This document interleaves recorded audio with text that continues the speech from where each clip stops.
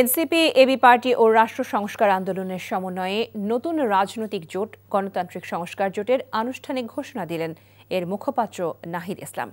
রাজধানীর সেগুনবাগিচায় ঢাকা রিপোর্টার্স ইউনিটিতে এই ঘোষণা দেন তিনি। বলেন, সিটের লোভ দেখিয়ে বিভিন্ন দলের অনেকেই নানা জোটে নিয়ে যাওয়া হচ্ছে, কিন্তু তারা সে পথে হাঁটছেন না। ৩ দলের নতুন এই ঐক্য শুধু নির্বাচনী জোট নয়, এটা একই সাথে রাজনৈতিক জোট। এবারে নির্বাচনে আইনি দিক বিবেচনা করে একই মার্কায় জোটবদ্ধ নির্বাচন করার চিন্তাও রয়েছে বলে জানান তিনি। বলেন, বিভিন্ন রাজনৈতিক দলের কর্মকাণ্ডে দেখা যাচ্ছে অনেকেই দেশকে পুরাতন রাজনৈতিক পথে নিয়ে যেতে চায়। এর পরিবর্তন করতে গণঅভ্যুত্থানের পক্ষের শক্তিগুলো একত্রিত হয়েছে। সামনে ২৪-এর গণঅভ্যুত্থানের পক্ষে আরও অনেকেই যোগ দেবে এই জোটে, এমন আশাবাদের কথা জানান এনসিপির আহ্বায়ক নাহিদ ইসলাম।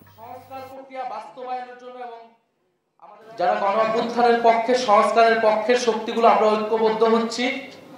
আমরা বাংলাদেশকে পুরাতন রাজনীতির পথে আর ফেরত যেতে দেব না।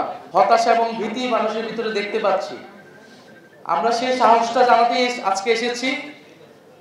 আমরা আমাদের শক্তি সামর্থ্য দিয়ে বাংলাদেশের যে পরিবর্তনের যাত্রা শুরু হয়েছে সেই যাত্রার পথে থাকব, এবং যারা অন্যান্য রাজনৈতিক দল রয়েছে যারা এই পরিবর্তনের পক্ষে কাজ করতে চায়, আমরা তাদেরকে আহ্বান জানাবো এই ঐক্য প্রক্রিয়ায় যুক্ত হতে। এই ঐক্য প্রক্রিয়া চলমান থাকবে।